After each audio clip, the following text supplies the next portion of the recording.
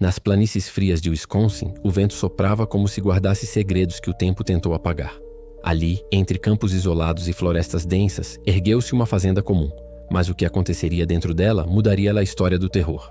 Essa é a história de Ed Gein, o homem que inspirou monstros do cinema, mas que carregava o peso de uma mente destruída pelo fanatismo e pela solidão. Ed Gein nasceu em 27 de agosto de 1906, em La Crosse, Wisconsin. Desde cedo, o mundo parecia pequeno demais, controlado pela mãe, Augusta Gein, que via pecado em tudo, especialmente nas mulheres, e acreditava que apenas ela era pura o suficiente para guiar os filhos. O pai, George Gein, era alcoólatra, frustrado e violento. Entre os dois filhos, Henry e Ed, crescia o medo.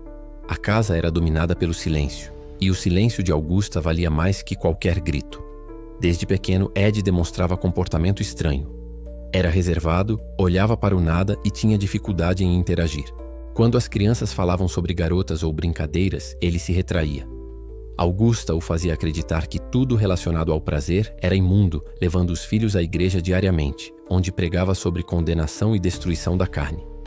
Para ela, o mundo estava corrompido, e ela era o farol da salvação. Henry, o irmão mais velho, percebia que algo estava errado. Questionava a mãe, chamava-a de tirana e alertava Ed sobre a manipulação emocional. Mas Ed não suportava críticas sobre Augusta.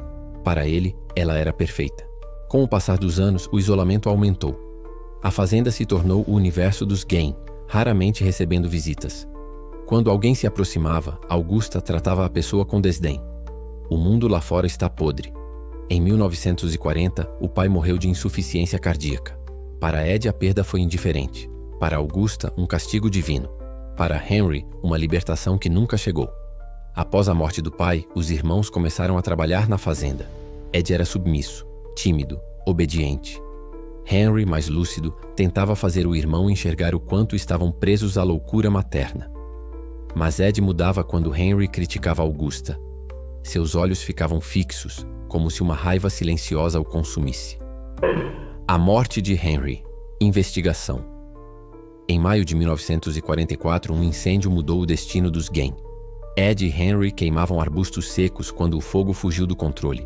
A fumaça cobriu o céu e Henry desapareceu. Ed correu até a cidade para buscar ajuda. Quando os bombeiros chegaram, ele os guiou diretamente ao corpo do irmão. Não precisa procurar, ele está ali. Henry foi encontrado de bruços, onde o fogo quase não atingiu. Não havia queimaduras significativas, mas marcas de contusão na cabeça. Algo incompatível com morte por asfixia. O legista local classificou como acidental. Asfixia pela fumaça. Mas vizinhos nunca acreditaram. Décadas depois, um investigador aposentado sugeriu que Henry teria confrontado Ed sobre a mãe e sofrido um golpe com objeto contundente. O que aconteceu naquele campo jamais foi provado, mas o olhar calmo de Ed dizia mais que 1000 palavras. Com a morte de Henry, Ed ficou sozinho com a mãe, exatamente como queria. A queda definitiva. 1 ano depois, Augusta sofreu um derrame. Ed cuidou dela obsessivamente, limpando, alimentando e fazendo orações. Mas em 1945, um segundo derrame a matou. Ed desabou, perdendo não apenas a mãe, mas o eixo da própria realidade. Trancou o quarto dela, mantendo tudo como estava. Retrato de Jesus, crucifixo, travesseiro ainda com o cheiro dela. Os outros cômodos refletiam o caos mental de Ed. Pilhas de lixo, revistas de anatomia, livros sobre rituais macabros. Fazia concertos, ajudava vizinhos, era educado e gentil. Mas seus olhos mostravam um vazio impossível de ignorar. À noite, a fazenda se tornava um cemitério vivo. Ed visitava cemitérios próximos, guiado por vozes da mãe. Ela me chama, dizia. Movido por delírios, desenterrava corpos de mulheres que lembravam Augusta, acreditando poder trazê-la de volta fisicamente. No interior da casa, os objetos encontrados pareciam saídos de um pesadelo. Tigelas de crânios humanos, cadeiras revestidas de pele, máscaras com rostos femininos, um cinto de mamilos e o perturbador Woman Suit. Traje completo feito de pele feminina, usado por Ed para se tornar a mãe. As autoridades catalogaram mais de 50 peças. Algumas pertenciam a Mary Hogan e Bernice Worden, mortas por Ed. Outras, retiradas de túmulos. A mente de Ed Gein. Psiquiatras e psicólogos diagnosticaram esquizofrenia e transtorno delirante. Ed ouvia vozes, falava da mãe como viva e acreditava que ela ordenava suas ações. Ele não matava por prazer, mas por obediência à presença que considerava acima dele. Mantinha um tom calmo nas entrevistas, descrevendo crimes como tarefas comuns, sem emoção ou remorso. O Dr. George Arndt disse: Ed nunca deixou de ser criança, mas uma criança criada no medo e na culpa. O isolamento e o fanatismo da mãe moldaram uma mente incapaz de distinguir fantasia da realidade. Cadernos revelavam desenhos anatômicos e planos para transformar a casa em réplica física do corpo feminino, sua mãe reconstruída em objetos. Nos interrogatórios, admitia matar Mary Hogan e Bernice Worden, mas sempre justificava: eu só queria que minha mãe voltasse. Escolhia corpos de mulheres com traços semelhantes à mãe: altura, cabelo.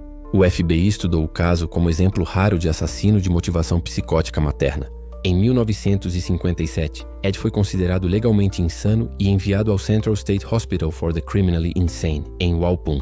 Quieto, obediente e gentil, cuidava do jardim e realizava pequenos trabalhos. À noite, outros pacientes o ouviam conversar sozinho, rir ou chorar, dizendo falar com a mãe. Ele tinha fascínio por crimes e anatomia.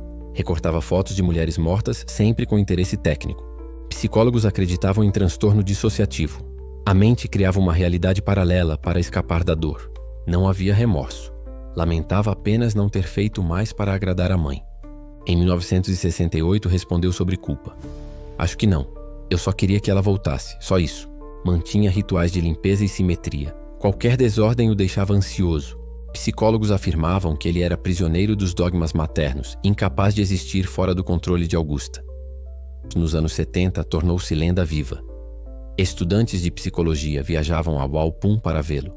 Encontravam um homem franzino, calmo, contrastando com os crimes que cometera. Raramente falava do passado. Quando o fazia, referia-se a tudo como coisas de antes de mamãe descansar. Em 1974, desenvolveu câncer e problemas respiratórios, mas manteve rotina rígida. Olhava fixamente para o teto e sorria. Mamãe está me esperando. Está linda hoje. Em 26 de julho de 1984, Ed Gein morreu aos 77 anos, vítima de insuficiência respiratória e câncer. Foi enterrado no cemitério de Plainfield, o mesmo onde profanara túmulos. A lápide foi vandalizada e depois removida. Hoje o túmulo é anônimo. Mesmo após a morte, Ed Gein ecoou na cultura popular. Filmes como Psicose, O Massacre da Serra Elétrica e O Silêncio dos Inocentes foram inspirados por seus crimes. Mas o verdadeiro terror não está na ficção. Está no que Ed se tornou. Um espelho sombrio da repressão, culpa e solidão humana. Ele não nasceu um monstro, mas foi moldado por um lar onde amor se confundia com medo e devoção com loucura. A fazenda foi demolida em 1958 após um incêndio misterioso. Restaram apenas cinzas e fragmentos de objetos, e uma história que ainda assombra as noites frias de Wisconsin. A sombra de Ed Gein permanece viva, lembrando que o verdadeiro horror raramente nasce do mal puro, mas da dor e da solidão que o criam. Se você gostou desse vídeo, inscreva-se no canal Histórias de Tirar o Fôlego, ative o sininho e deixe seu like, porque existem histórias reais que são mais assustadoras que qualquer ficção.